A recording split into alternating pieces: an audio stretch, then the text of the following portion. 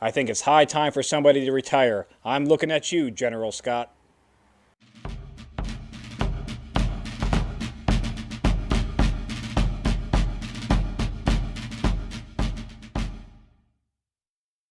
Hello and welcome to another episode of Civil War in Hindsight. I'm Lieutenant Tommy. With me, as always, is Prospector Johnny. And Prospector, I guess no news is good news because Yeah. the newspapers have been kind of dry this week. Okay. Not a lot has happened. So we're not losing forts in Texas. They're probably all gone anyway, or they're not taking over Well, stuff. Or speaking of are that, they Johnny, the week is going to open up on the 23rd with Fort Chadburn in Texas being abandoned. How do we still have forts left there? It's So- got to be the last one. So I- only a I few things have swear. happened. Yeah, well, yeah. But- So that fort's abandoned, but again, Okay. at this point, the order came months ago for this Right. to So this happen, is all just and you're just logistics now of people when they're moving out, finally basically. leaving. Yep. Okay. But Texas is also going to ratify the Confederate Constitution. So now not only have they joined the Confederacy, they're now like, yep, we We're agree taking with that charge? Constitution. Even though, if you remember from last week, Sam Houston did not. The governor of Texas says, nope, Yeah, he I was want all to be my own king. And right. Yeah, he got wants his ousted. own. Well, I guess the next best thing to being your own king is adopting a country and then ratifying their constitution to suit your needs. Yeah, right.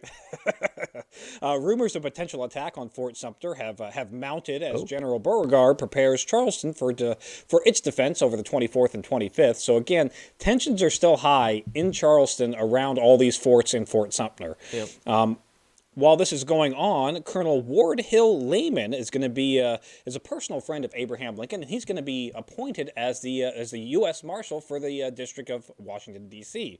So we now have a D.C. Marshal, but Lincoln is actually going to send him as a personal friend down to Fort Sumter to talk to Major Anderson, just like he did with George Vasa Fox, and he's also going to send him to talk to South Carolina's Governor Pickens and General Beauregard himself.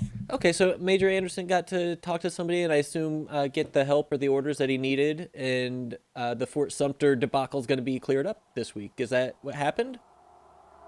Oh, No. he just talked to him. No. And Anderson's Because like, I he's, need direction or food or supplies or something, and he's like, Something. that sounds interesting. Well, gotta go to South Carolina now. Bye.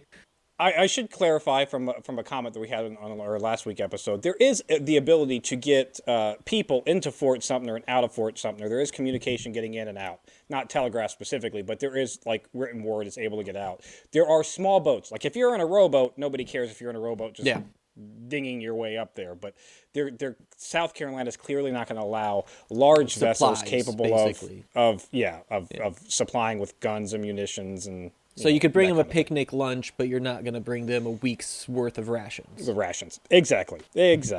So on March, these talks must not have gone very well because on March 28th, General Winfield Scott is going to formally ask Lincoln to evacuate both Fort Sumter and Fort Pickens in Florida. So just giving more stuff so up. I guess he's just being a coward at this point. Now, in General Scott's defense, it makes sense for Fort Sumter. Fort Sumter is one fort of a series of forts that was designed to protect Charleston Harbor, Which is gone. on its Like, own. they don't have Well, that. Yeah. All the other forts are gone. They're now they're in South Carolina's hands, Mm-hmm. the Confederacy's hands. So having Fort Sumter out in the middle of this harbor It just doesn't make sense. as a Union fort is kind of pointless. You're not going to be able to supply it very efficiently if there is war. Sure. If it does exist, it's not like it's going to be able to be a staging point for any kind of invasion.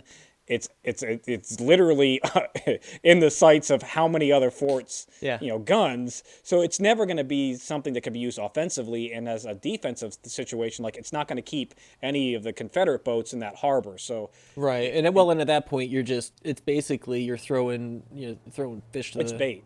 Yeah. It's chum in the bait. water.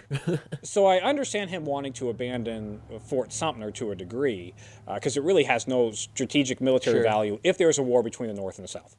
Now Fort Pickens, on the other hand, that's right off the coast of Florida. It would be a vital strategic point to resupply the Navy that's off the coast of Florida if you're doing a blockade, Yeah.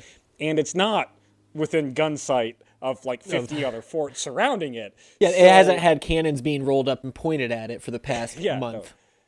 Yeah. So I don't understand why he wants to abandon Fort Pickens, which not to be confused with Governor Pickens, who's in South Carolina. There's Fort Pickens in Florida and Governor Pickens in South Carolina. Same name. Unrelated. So unrelated. Well, yeah, unrelated, but same. Different, but same. Different, but same. Essentially, at this point, General Scott's just like, He's I just can't. giving in. Like is that? He's It sounds like giving he's in. just, I or think- at least, at the very least, he's pulling back and allowing them to have basically saying, okay, well, you guys are the South, you get the South. Like we'll get rid of our fort in Florida, we'll take it off the coast in South Carolina, and then I guess maybe hope they're happy and it doesn't go to war. I think maybe that's what he's trying to do is stop any excuse that the South could have for shooting at the North. But Yeah. they already have. They've taken federal property by force. They've literally shot at a fort before. Yeah. Well, but, you Fort know, Pickens. I think it was Fort Pickens if I remember right, but maybe it was. But anyways, like we've. They were probably just having a bad day when they did that. So Yeah, you it know, could have just you been give them a pass.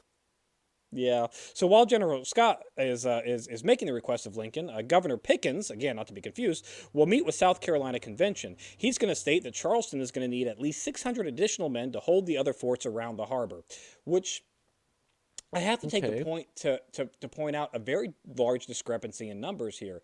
We have General Scott who said he would need at least 20,000 men to properly supply and reinforce Fort Sumter if it was going to hold in the harbor, Yeah. versus Governor Pickens who says, "Yeah, we only need like 600 dudes to." Well, like, more though. occupy How many do they the have other already? Forts.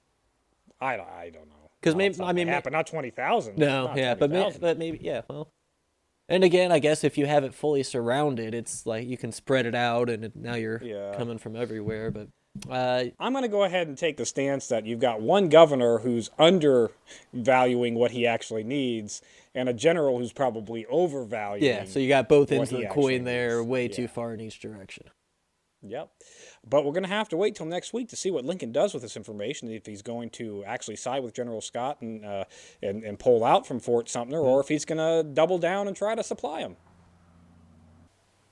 All right, that's it for this week in Civil War in Hindsight. Please remember to like, share, and subscribe, and join us on our other channel of Historic Hindsight, where we talk about all kinds of random historical events, including several Civil War battles like Fort Wagner.